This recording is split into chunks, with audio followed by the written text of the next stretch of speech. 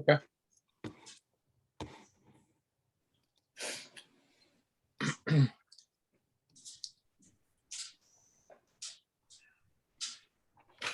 All right, you're good to go. Okay. It is 7 o'clock. My name is Bill Fredericks, Chair of the Sutton Board of Health. And the announcement I read before every meeting is due to current COVID-19 crisis pursuant to the Governor Baker's March 12, 2020 order suspending certain provisions of the open meeting law. This meeting of the Sutton Board of Health is being held remotely via Zoom. The meeting will be broadcast and recorded on local public access station, Verizon 31, Charter Spectrum 191, and live streamed on the town's YouTube channel when available. Pursuant to MGL Chapter 30A, Section 20, no person shall address a meeting of the public body without permission of the chair. Individuals who would like to participate should state their name and address after being recognized by the chairperson in an effort to ensure transparency to our viewers at home. The chat function is not available. Okay, I do not have the agenda in front of me, but I would imagine if anybody could speak up on that.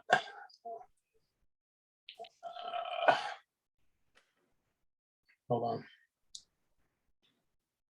Bill, this is Cheryl. Hi, Cheryl. You sound echoey there.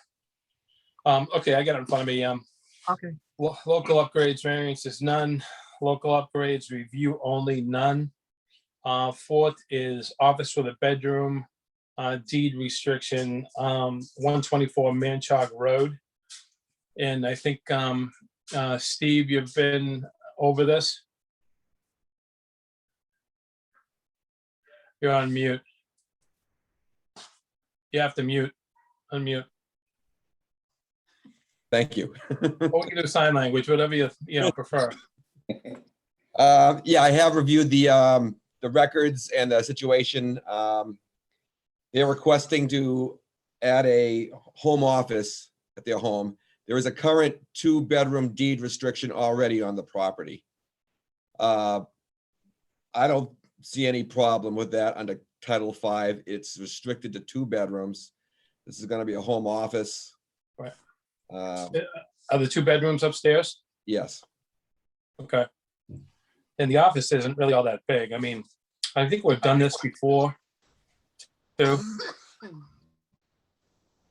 If I'm not correct. I'm not sure, but I mean, it's common. It's becoming more common now. Right. Seeing this coming more and more often. Yeah, it's just not, well, it's not like 20 by 20 with a hot tub in there and fireplaces and everything, right? We wish. Oh, yeah, we have a history of, if it's a room that might be considered a room by Title V, but it's on the first living floor. People have offices, they have a playroom, stuff like that. I know, Steve, I think, you're in unison with what Jim Malley did for many years. I think we had a long-standing thing of allowing people to do that, at least on the main living floor, as I remember. I don't know. Ken, do you recall that? I think, or anybody else? That's what I recall. Mm-hmm. I'm gonna. Yeah, I do. I mean, there were a few that came in front of us that were kind of ridiculous, but yeah, this is more. Right. This is more in line of what what we've approved before. Mm-hmm. Yeah. So- I don't have a problem with I can't hear you, Kenny. It's good. You got like a weird echo. Get closer to your mic, maybe, Ken, or something. I can't hear you. it. So I don't have a problem with it. You Okay. don't have a problem, okay. Does anybody else have an issue? Is someone want to make a motion to accept it? Yeah, let me see. I'll make a motion. What's the address? Okay, go ahead, Ken. 124 Manchog Road. I'll make a motion to accept the home office at 124 Manchog Road. Second. Bedroom deed restriction. Second. Yeah, Okay, anybody opposed? Okay, good to There you go. Thank you. Thanks for coming. Thank you. Good luck. All right. Okay. Bye-bye. Department, I would imagine we could probably do both, Cheryl, huh? On the department and the COVID-19 updates. Still there, Cheryl? Oh, there you are. Before we do that, let's, I had gone up to see the vaccination site up at the Sutton Senior Center, and I posted it on Facebook, and there was almost 500 likes and comments on it. So that was encouraging to see that the people in the town appreciate what you guys are doing. So it was nice to see that. Thank you. You're welcome. Thank you. We are having a repeat clinic for the second dose for the senior housing people. And that's going to be on Saturday, April 3rd. So that's going to be at the Sutton Senior Center for the first group of people that you had seen back in March. Do you want me to continue on with the update and Yeah. everything? Okay. Yeah, I might as well. All right. Got a lot to say, and I'll say it as quickly as I can. And anybody has any questions, please don't hesitate, stop me, and I'll be happy to answer as much as I can for you. As everybody knows, the local boards of health are not getting any vaccine at all to do the COVID vaccinations. Everything is going to the mass sites or the regional site. Just happy to let you know now that Sutton is part of the regional site in Uxbridge, which just opened up yesterday. And we are part of it. And I just wanted to let you know that there are 12 towns participating in this regional site. And I just want to list them off to you. It's being hosted at the McCloskey School in Uxbridge on Monday through Thursday. And on Saturday, it's going to be at Nipmuc High School in Upton.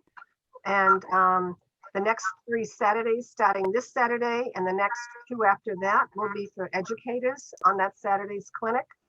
And I will be working, running that with Trish Parent, the Upton public health nurse, which I have been doing clinics with for the past couple months, supporting the town in various ways. So getting back to the Uxbridge Regional Clinic, the towns that are involved is Uxbridge, Northbridge, Mendon, Douglas, Bellingham, Blackstone, Hopedale, Millville, Milford, Oxford, Upton, as well as Sutton. We had the grand opening opened up yesterday, had a lot of positive response. And just to let everybody know is that the sites are open for anyone who lives, works, or studies in Massachusetts. But because we're all part of this regional site, 25% of all the doses allocated to with the regional coalition will be kept within our communities. So I will say that we had been giving a link for the educators, which I had passed on to the school superintendent who put it out to his staff that needed it. And most of the funding was done by the federal allocation through CARES Act, FEMA, as well as MEMA. And we have done a lot of volunteering, and the police, fire, municipal employees, as well as the boards of health and all the communities have stepped up to participate in this event to make it as successful as possible. So right now, this week and next week, we have Pfizer vaccine, and there are 1,170 doses allotted for the week. And we will be doing on Saturday 250 doses to the educators, like I said, for the next 2 Saturdays anyway. And it's going to be Pfizer, and we don't know what's coming after that. But they do expect us, meaning us as the regional site, to be giving out 2,500 vaccines every week.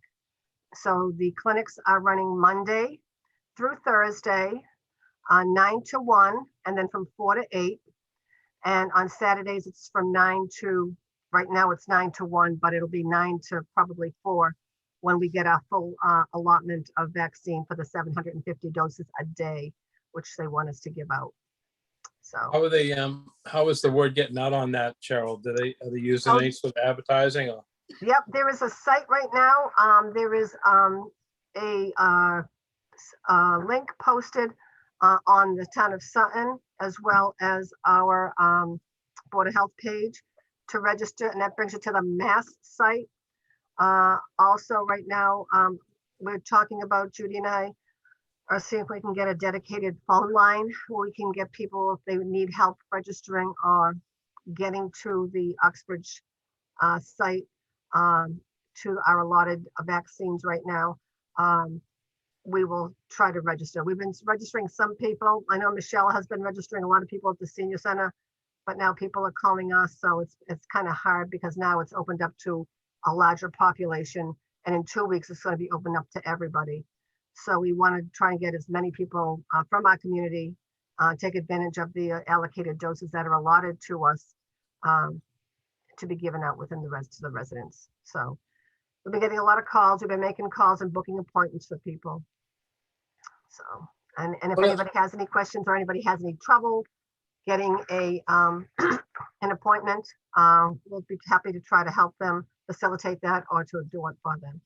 one of the questions I saw on Facebook was asking about people, or she used the term shut-ins, but people who can't get out of the house. Is there any sort of mechanism for like home visits at some point by any nursing organizations or hospitals? So what it is that the state did come out with criteria that qualified for homebound. And looking through all the cases that I have had and people that I have had contact with, as well as Michelle, there was not anybody that fit into that category. And the state, you know, is very, very strict about who qualifies as a homebound, whereas you or I would look at differently a homebound criteria. So right now there is no means right now, but again, that may change down the road. Okay. Okay. Yep. So that's that. We'll see how that moves out down the road. And if anybody has any questions about homebound people, I can address that and look at that and see what we can do. But right now, nobody has been identified as meeting the state's criteria for homebound, unfortunately. Does anybody have any questions on this new site or on the clinics or anything? No? Okay. So Cheryl, so just after all these people get all these vaccinations, then they have to all come back, right? You're gonna do it all over again? Yeah, yes, Yeah. until the Johnson & Johnson comes out. Wow. So right now, on the at the Uxbridge site, and I'm going to just use that one right now, is that once you go in there for your first appointment, before you leave, you've got your second appointment already booked. Good. So that's one nice thing. So you know when you're coming back and what time you're coming back and where you're coming back to. Because I know some of the big mass sites, once you get in there to your first dose, you don't get a second dose, and you're on your own to finding a second dose, and you have to get the same vaccine as you had for the previous one. So that makes it kind of difficult. And we've been having to work trying to get a lot of people who had one dose of one particular vaccine to try to get them into another slot to get their second dose. So Okay. that's it. So I just want to stay on the point real quickly of COVID. I will have to say that our numbers in this town are starting to rise dramatically. And it's not looking good. And it's extremely frustrating because, you know, there's a lot of things happening right now. I know a lot of people with not only just with the weather alone, never mind anything else. In the past 10 days, we've had 43 cases within the community. We've been a red community, even though we're not doing colors anymore. There is a color map still available, but not put on by the state, but put on by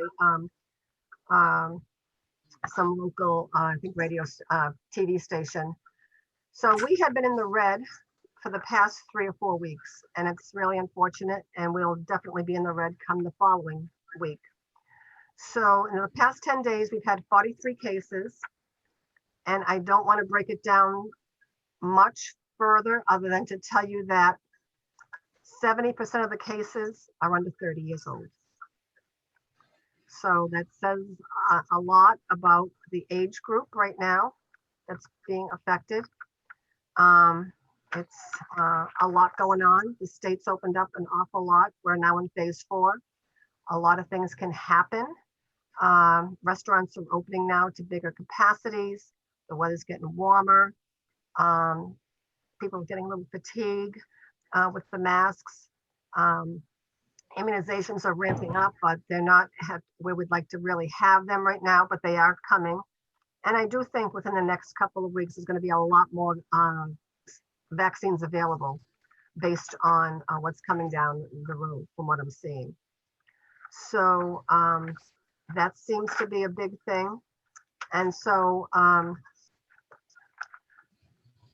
in light of everything, I have spoken with the town manager as well as school and things like that. We need to keep some sort of containment the best we can. So our basketball courts at the school have been closed since last March, and they're going to remain closed for the next couple of weeks. We have to see what happens with the case count, and hopefully it will reduce in time.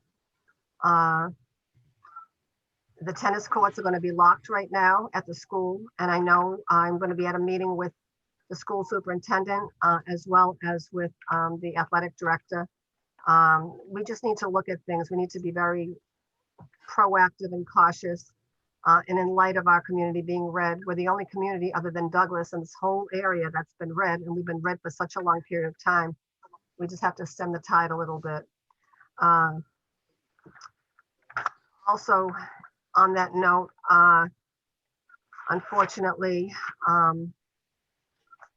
within what I've been seeing is that with these, the contact tracing that's being done with these positive cases, we have seen an uptick of cases associated with basketball within our community that are related. So that's another reason why I think it's important that we have to do the best we can to kind of keep things in check. And we're going to relook at them again in a couple of weeks, and hopefully things will change by then, and we'll address it at that point in time. Again, another thing that I wanted, does anybody have any questions about the basketball courts? Anything else on that? No. When you talk about basketball courts, is that inside the gyms? Well, right now it's outside right now. And the tennis courts as well? Tennis courts outside at the school. I can't, can you walk me through the danger of playing tennis outside if you're distanced and wearing a mask? Well, it has to do with the socialization after that. So, and it's Okay. and it's just in light that we're just kind of looking at a couple things right now. So. Okay. All right. What else was I gonna say?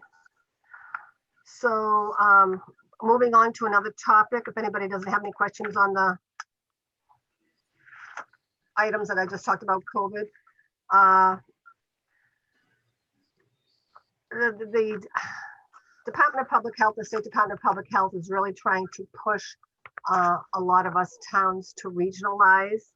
And so they have come out with some grants for shared services, and because we have regionalized with the other towns for the COVID vaccination clinic, they're really trying to get us to kind of do some cross-jurisdictional shared services, is what they're calling it. And it's there is grant money out there for $300,000 a year for 3 years. And then after that, the towns pick up their piece of what needs to be done as far as their participation in the regionalization of the shared services. I will tell you that the town of Sutton is not interested in participating in the shared services right now. We have what we need to provide all the services within our community. And that what's going to happen is that down the road after the 3 years is up, you're going to be required to participate in this regionalization thing. So right now we have everything that we need as far as inspectors, nursing, septic, things like that. And so that is my response, that we just, I think it's great, but they're not looking for, what they're looking for right now is looking for, to ensure somebody to do inspections.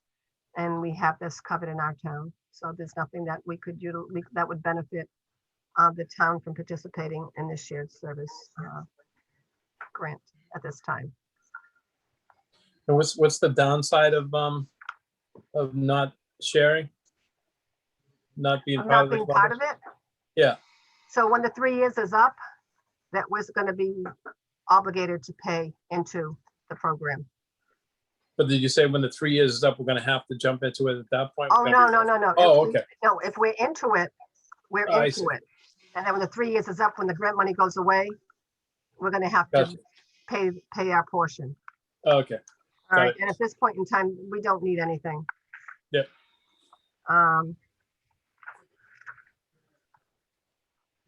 There was one other thing I wanted to say. The state had just come out about an hour or two ago with additional recreational camp and programs for health and safety standards for reopening. It includes a lot of COVID procedures, as well as what is needed to be prudent and compliant right now within the pandemic, because now in phase 4, camps are open. And I just glanced over it real quickly. And one of the big pieces is that every camper needs to have a negative PCR test before they're allowed into the program. So there's a lot of other things that I just glanced at it, haven't had a chance to read it. It's 7 pages on top of the 50 some odd pages of the camp regs. So I'll share more with you later, because I do know that we do have some camps in town that I wanted to, be open to share. So we'll have to go through it and make sure that everybody's all set. So Cheryl, just a question on that. So camps can be open? Yep. Because I guess that doesn't really make sense to me, that we can't have basketball or tennis courts open, but we can have camps open. Well, this is right now, that's that, but based on what we have for our count in the town, this is what we can manage right now, is to keep our kids safe. And in light of what I'm seeing with these positive cases that I have seen transmission within basketball within the town, we just need to keep an eye on it. That's all. I guess I have a different opinion on that. Who are part of the conversations to make sure that it's a balanced conversation in terms of kids having mental health and outlets when they're outside, as opposed to being locked down all day in front of a computer screen? I mean, Well, I'm just saying what's closed right now is the schools, basketball and tennis courts. yep. I mean, people can play outside in their own basketball court in their own yard. I guess, but if our overall purpose is to keep the community safe, by closing one place, you're certainly not making it any safer. I could have 15 people playing basketball at my house. That's true. Okay. But right now we have a large contingent of kids that are positive in the school system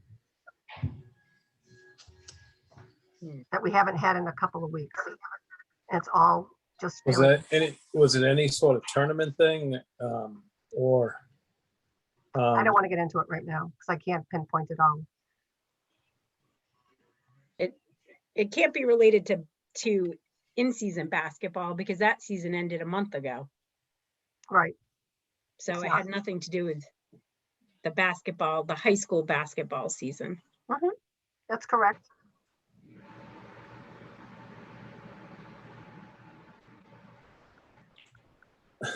it just seems like we're trying to guess how this is happening instead of letting us know what's happening. I don't, it doesn't make sense to me. It's not the high, I mean, because if it's the kids playing basketball together and we stop the basketball, where are the kids going? Are they still hanging out with the same kids? I don't know how the basketball relates to it. If it wasn't high school, I thought it was from high school, but I didn't know that they were done. No, right now, the courts are closed. They've been closed since last March. They're gonna stay closed until our count goes down. And I've had discussion with the town manager as well as the school superintendent, and they're all in agreement right at this present time. I mean, we need to get out of the red community. Like I said, we've been in a red community for several weeks now. I mean, everybody else other than the town of Douglas has gone out of that red community, and we just need to at least put the brakes on the best we can and do education and outreach and get people immunized. Was there any sort of spring break action going in on this too? Have you seen any of that? I haven't seen any yet, but I'm not ruling that out, and I'm not ruling out what's going to happen in April during April vacation, because I know a lot of people are planning on traveling on top of that. But again, I'm focused on what I'm seeing in front of me for the past week and a half, 10 days. I do know, getting back to basketball, I know that, you know, there are AAU teams that are playing. Where they're playing, I don't know, but again, this is not related to the town. Is there any pushback from like parents or anything like that? Because I mean, it's just kind of hard to describe to people why, other than that the count is enough. I mean, is everybody just going with the flow on that, or have you had any pushback on it? There has been some inquiry, but again, due to the fact of the numbers and the count and the number of 70% of the cases that are under the age of 30, that says a lot. And the contact tracing that we've been done has put a cluster together. A cluster related to basketball? Yep. But I'm trying to understand this too. It seems like, where did this basketball take place? Because if the courts were closed, it didn't happen at those courts. I don't know, but that's all I know. And that's why as the town is, they're keeping that court closed at the school at this point in time. Okay. All right, anything else? Nope, that's about it. Unless anybody has any questions for me, I'll be more than happy to answer them for you. No, anybody? The minutes that were, I got a note from Judy this afternoon. I don't know if we had voted to approve the minutes that were sent out. We had a bunch of minutes that were sent out a few days in a row. They were older. And I don't know if I don't remember whether or not we voted to accept them. Would we want to have to, I think it's kind of, I can't really ask you to accept them now unless we went over them again. I would say that we should probably take the time and go back and find them and then find a way to approve them. Even if it's at the next meeting. Is Judy there?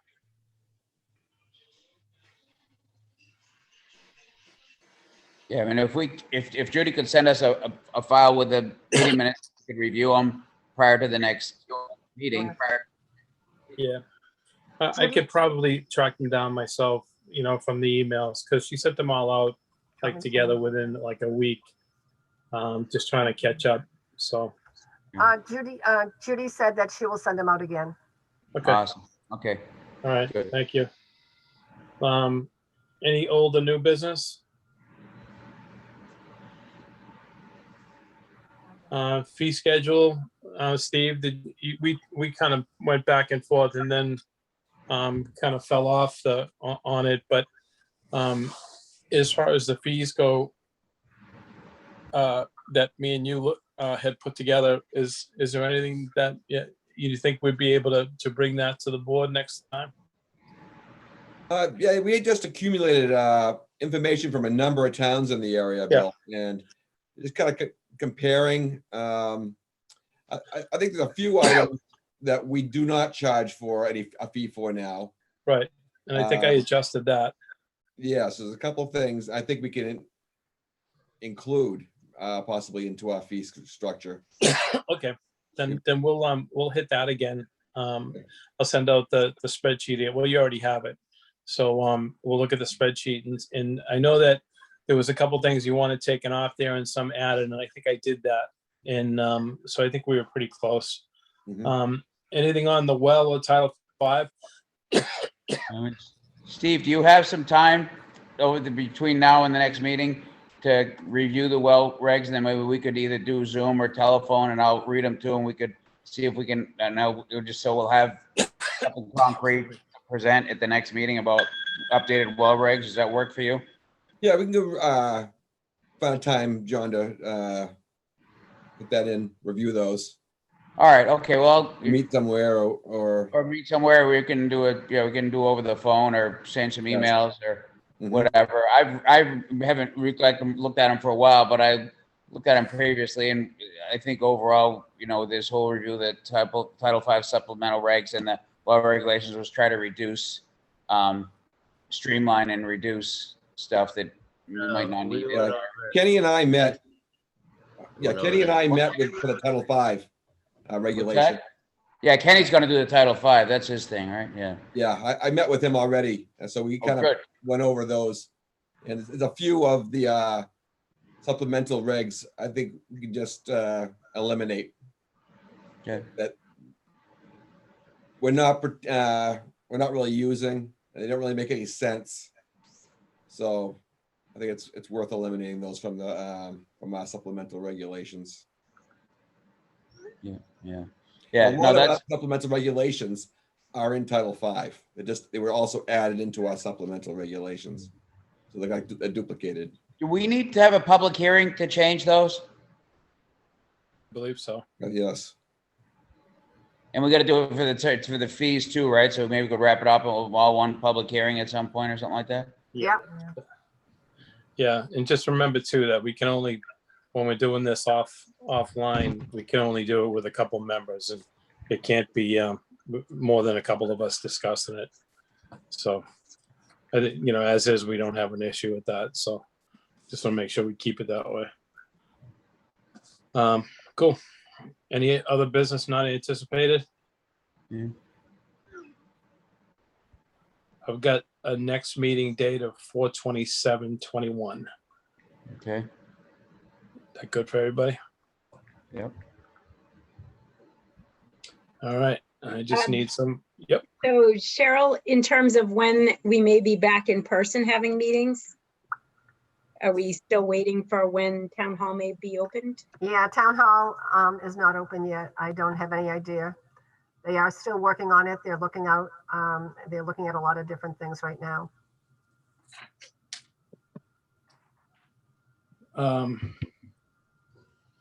Yeah, I mean, going back to the original statement when it says due to the open meeting law suspension, I wonder if he's gonna lift that at some point. And then we'll, so that's been since March of 2020, over a year. So I just need someone to make a motion to adjourn and I'll second make a it. motion to adjourn. Second. Second. Okay, thank you, everybody. Thank you. Yeah, everyone.